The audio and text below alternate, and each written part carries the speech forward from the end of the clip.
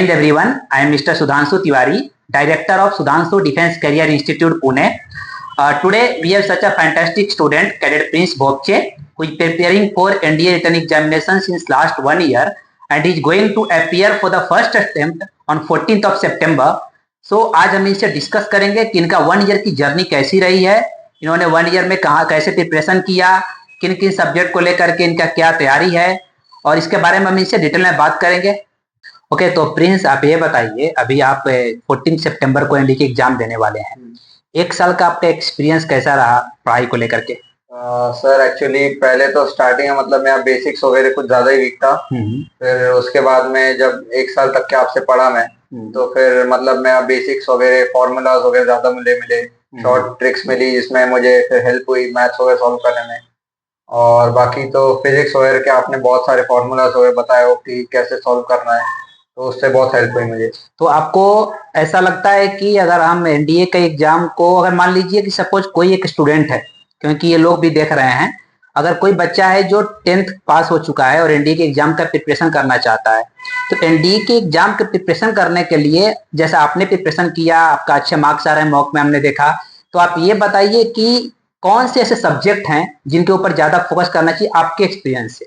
Sir देखा जाए तो फिजिक्स और केमिस्ट्री और गैट पोर्शन को साइड रख के अगर देखा जाए, मैथ्स में सबसे ज्यादा फोकस होना चाहिए, क्योंकि अगर मैथ्स ही अगर मतलब क्लियर अगर नहीं होगा तो गैट का पेपर तो ऑब्वियसली चेक भी नहीं होता। बिल्कुल, तो मेन फोकस मैथ्स में होना चाहिए, सबसे ज्यादा वेटेज भी उसी पे रहता है, 300 मार्क्स का रहता है, तो मेनली मैथ्स पे ही होना चाहिए। और लोगों को काफी मैथ्स फोबिया होती है, मैथ्स से भागते हैं, तो एक्चुअली मैथ्स से नहीं भागना पड़े इसके लिए आपने मतलब कि आपको मैथ्स में इंटरेस्ट कैसे आना शुरू हुआ?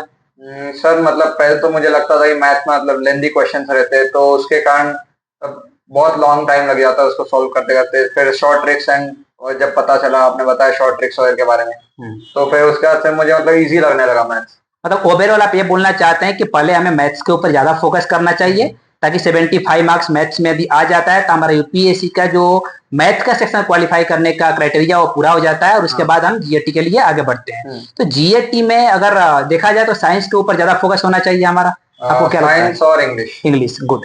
तो साइंस भी इक्विवेलेंट है और इंग्लिश भी 200 मार्क्स के दोनों होते हैं, स्कोर करना इजी है यहाँ पे। अच्छा, आप 14 तारीख को एग्जाम देने जा रहे हैं, अब कुछ ही दिन बचा हुआ है, उसमें संडे को एग्जाम है, 3-4 दिन बचा है हार्डली। आपको कैसा फील हो रहा है? एक तरह से तो अंदर से मतलब नर्वसनेस भी हो रहा है, पर फिर प्रिपरेशन के वजह से कॉन्फिडेंस भी आता है कभी कभी। और नर्वसनेस ज्यादातर तो होना भी नहीं चाहिए, नहीं तो पेपर बिगड़ जाता है बेमतलब का। फिर कॉन्फिडेंस अगर रहता है तो पेपर देने में हेल्प होता है। मान लो अगर आपका प्रिपरेशन थोड़ा भी अगर हुआ है तो कॉन्फिडेंस के भरोसे पे निकल जाता है कभी पेपर।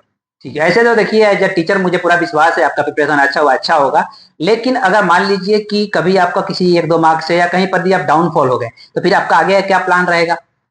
सर मैं प्लान तो क्यों वैसे जेई का, पर एनडीए में जब चूज करके जब रखे मेन एम रखे एनडीए को, तो हार मानने से तो काम तो होता नहीं है। तो फिर ऑब्वियसली फिर साल में 2 बार होता है, अगला अटेम्प्ट भी रहेगा मेरा अप्रैल में, तो उसमें ट्राई करेंगे।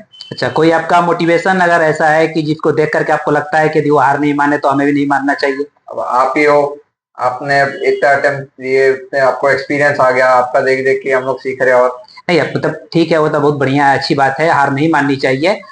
ऑडियंस को लास्ट में आप क्या बताना चाहेंगे कि जैसे वो 14 सितंबर को एग्जाम देने जा रहे हैं, तो उनके लिए क्या एक लास्ट टिप्स आप कुछ देना चाहेंगे? वही है कि कॉन्फिडेंस साथ में रखो, बाकी अपने प्रिपरेशन पे पूरा भरोसा होना चाहिए कि मतलब अपना जाओ पेपर दो, पूरा अपना 100% दो, कि मतलब बाद में ऐसा ना लगे कि मैंने अपना बेस्ट नहीं दिया करके। बस।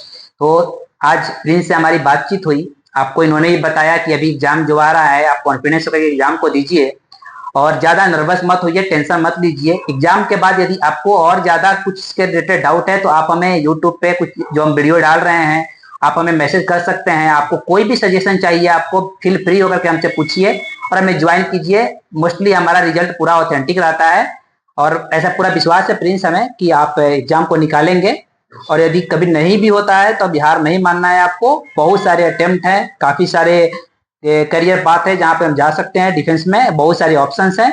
तो गिव अप आप मत कीजिएगा, लगे रहिए और कोशिश कीजिए कि इस बार निकल जाए। लास्ट में सिर्फ रिवीजन कीजिए अब तक जितना आपने पढ़ाई किया है। सब लोग जो बच्चे एग्जाम देने जा रहे हैं एनडीए के लिए, सीडीएस के लिए, अभी आप तक जितना पढ़ाई कर चुके हैं आप उसका सिर्फ रिवीजन कीजिए, अभी कुछ नया मत पढ़िए। चलो ठीक है, अच्छा लगा आपसे बात करके, थैंक यू, जय हिंद। जय हिंद।